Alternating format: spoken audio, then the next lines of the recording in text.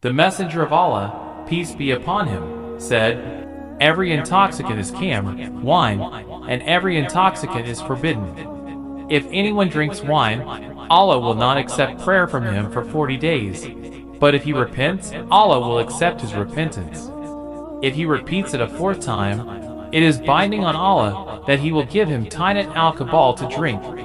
He was asked, "What is tinat al-kabal, Messenger of Allah?"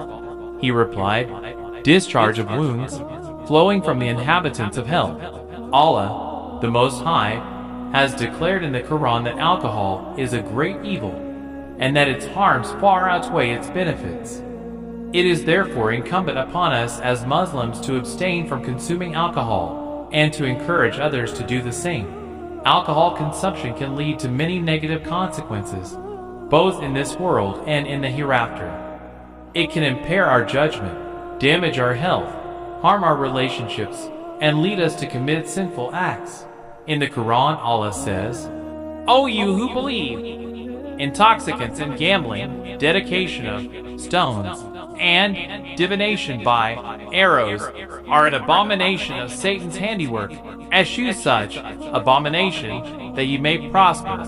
As Muslims, we must strive to live our lives in accordance with the teachings of the Quran and the Sunnah of the Prophet Muhammad, peace be upon him. We must always remember that our bodies are a trust from Allah, and that we are accountable for how we treat them. By abstaining from alcohol, we are preserving our health, safeguarding our faith, and earning the pleasure of Allah.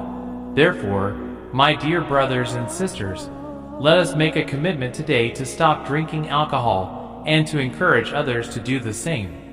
Let us strive to live our lives in a way that is pleasing to Allah, and that will bring us success in this world and in the hereafter. May Allah guide us all, and help us to overcome any challenges we may face on this journey. Ameen.